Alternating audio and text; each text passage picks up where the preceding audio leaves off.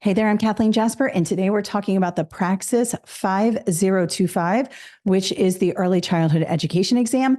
Many people have to take this test to be certified as pre-K through 3 teachers. We are going to go over our test structure and do some sample questions from each content category. Let's get started.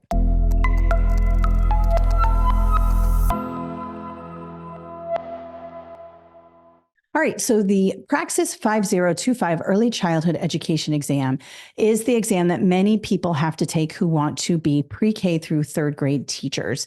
It is an exam that encompasses many content areas because as a pre-K through 3rd grade teacher, you are the literacy teacher, the science teacher, the social studies teacher, the gym teacher sometimes. So you are going to have an understanding of all these different content categories. Now, many of the questions in the social studies, the science, the math, they seem sort of easy. However, if you haven't been in a classroom for a long time, you might have forgotten some aspects of longitude and latitude. You might have forgotten some aspects about cells and seasons and some of these things that seem like easy questions, but actually we haven't thought about them in such a long time. So I'm going to go over some of that today with you, and we're actually going to do some sample questions. But first, let's talk about the structure of the overall exam. So this exam, you have 2 hours to complete. And it is 120 selected response questions. There is no constructed response. This is just straight up multiple choice. They call it selected response because some questions will have you identify more than one correct answer. So they call that selected response rather than multiple choice. But if you look at this test, it looks like a multiple choice test. All right. No writing, so you don't have to worry about any essays or anything like that. And there are 5 major content categories, okay? The first one, which is the biggest part of the exam, is the language and literacy portion. Now, this is obviously the biggest portion of the exam because language and literacy encompasses everything. You have to have literacy to understand science. You have to have literacy to understand social studies and math. So that is the biggest part of the exam and has a lot to do with the foundational skills of reading. So your phonemic awareness, your phonics, your phonological awareness, comprehension, vocabulary, all of that will be on that portion of the exam. Now, the second content category is mathematics. So yes, you are also the math teacher when you are the pre-K through 3rd teacher.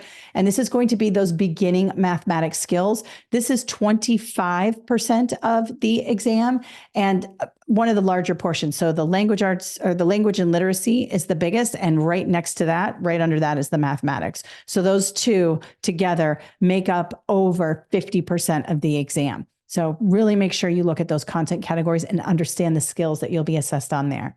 The third content category is social studies, and that's only 14% of the exam. However, it's very important that you understand these aspects.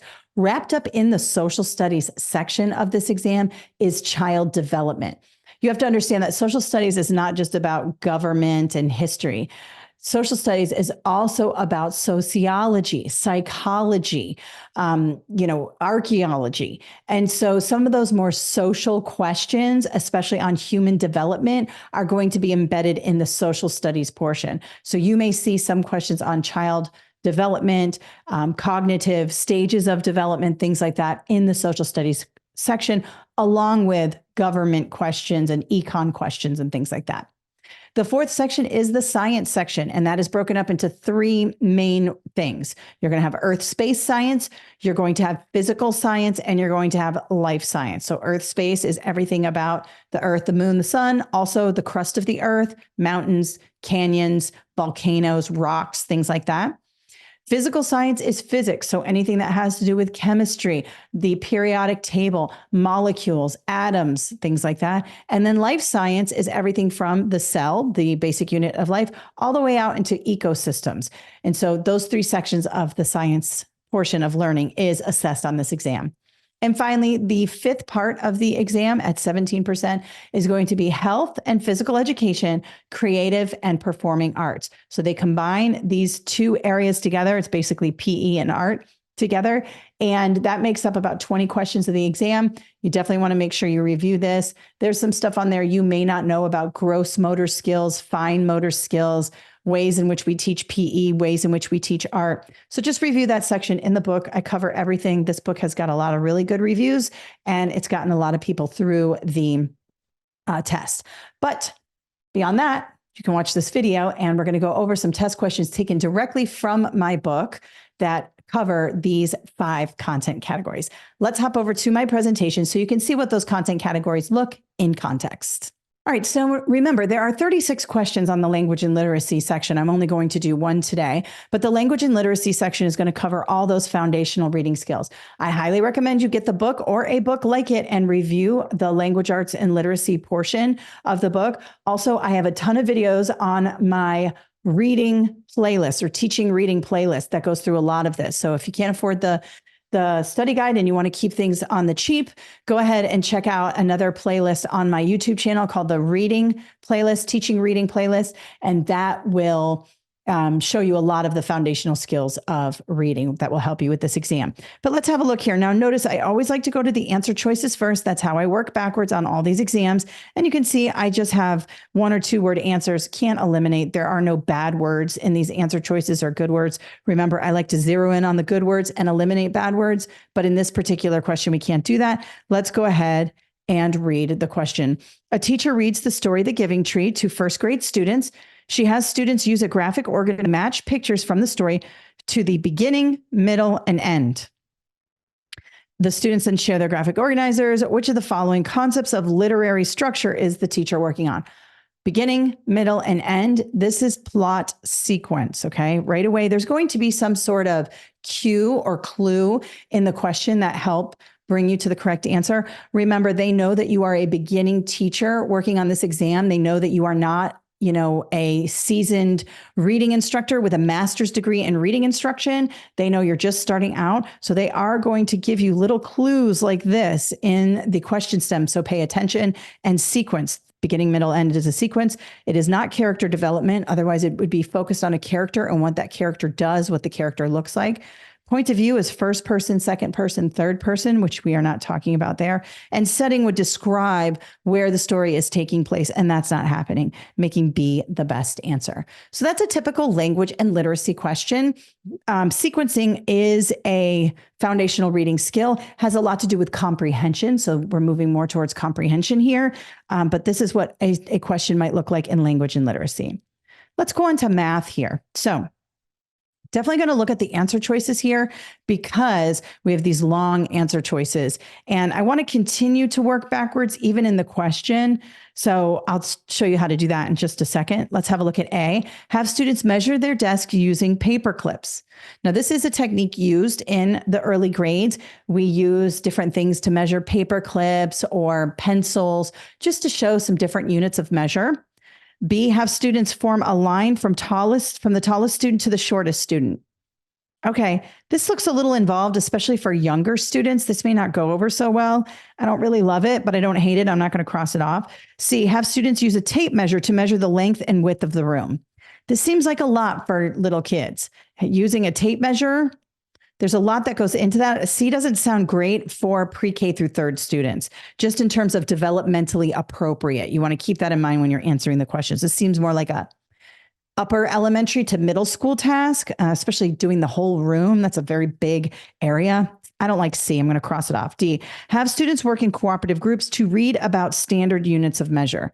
Okay, pre-K through third students definitely are not going to get into cooperative groups and read about standard units of measure. They're going to learn about measuring something by doing it. Okay, so I can see right now we're talking about measuring things, and A and B are my best answers. And I'm going to move more towards A because using paper clips is kind of developmentally appropriate. Anyway, let's continue to work backwards. Let's read this portion. Students will use non-standard units of measure to calculate length. Well, A does that. Non-standard units, paper clips, are non-standard units of measurement. This is introducing students to measurement. So they'll use paper clips, they'll use pencils, they'll use sticky notes. How many sticky notes long is your desk? Oh, it's 10 sticky notes long. It's just a way of introducing non-standard units. B, having students form a line from tallest student to shortest is not using any measurement tools. We're not measuring, we're just showing big to small. So A is still my answer. Let's go ahead and read the full question now. A teacher is working with students on units of measure. What would be the most effective activity to meet the objective below? Most effective here would be A. Remember, you're going to see those words most effective a lot on this exam. B could be a way to introduce non-standard units of measure, but A is the most effective. And that's why we would choose that here.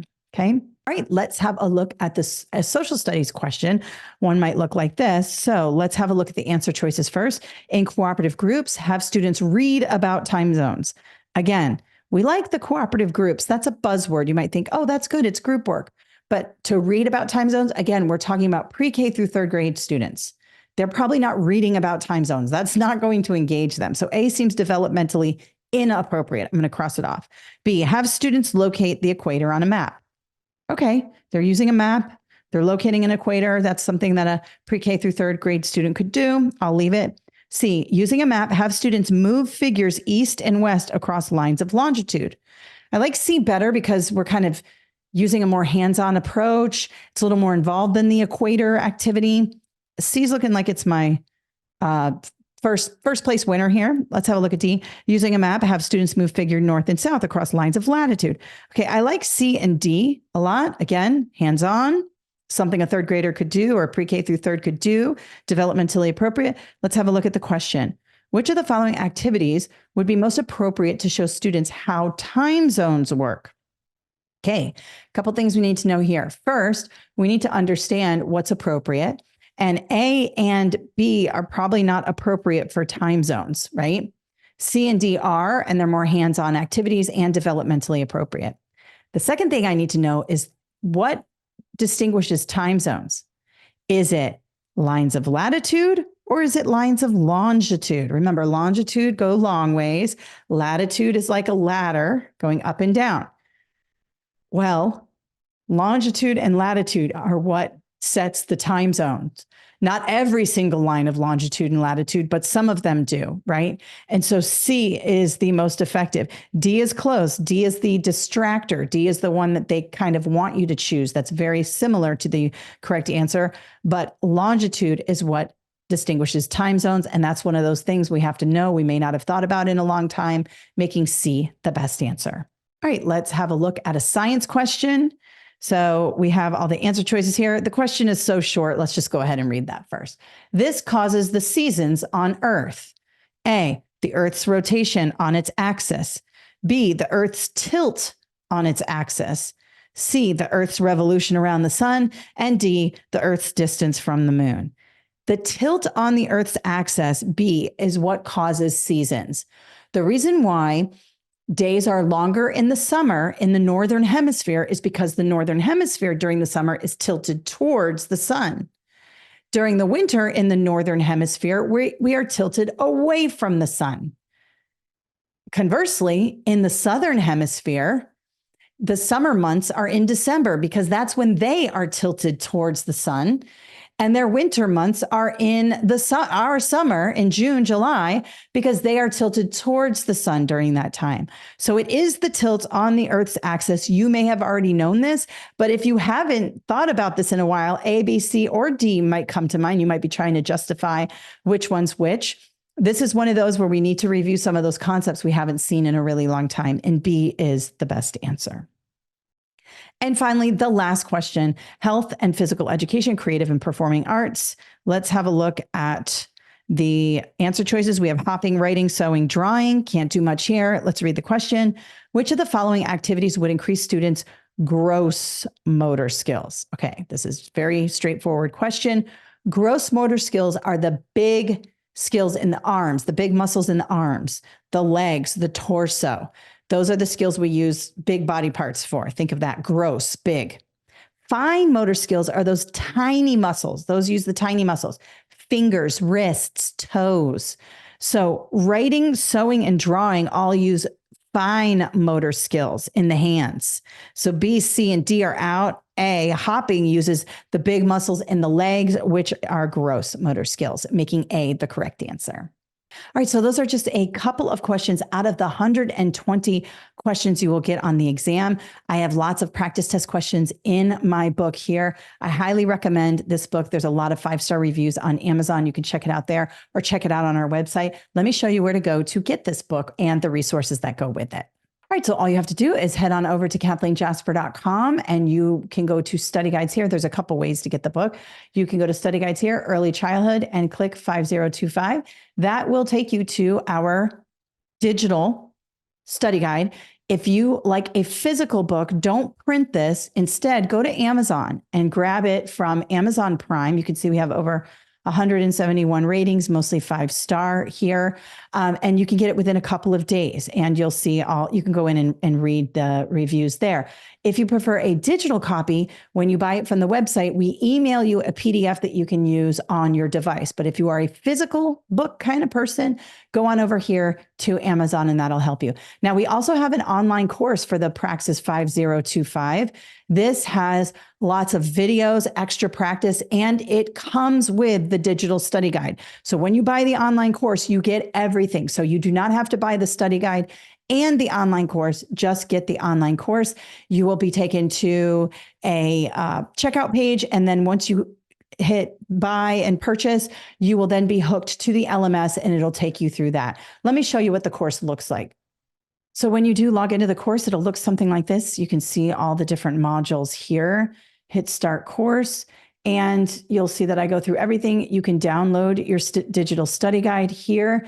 And then in each section, we have lots of different auditory elements, visual elements, drag and drop, things like that. And of course, we always have the videos there for you to get even more understanding there. And then we have the 10 questions that are in at the end of each content category for you to do an online quiz. And that's for every single section of the exam. And then at the end, there's a 2-hour full webinar, which you can even put in your headphones. This is kind of fun to use as an audio course. So this is very helpful. So this is the full online course. And with that, you get everything, the digital study guide, all of the videos, and the extra practice. All right, so I hope this helped you today with your Praxis Early Childhood Exam 5025.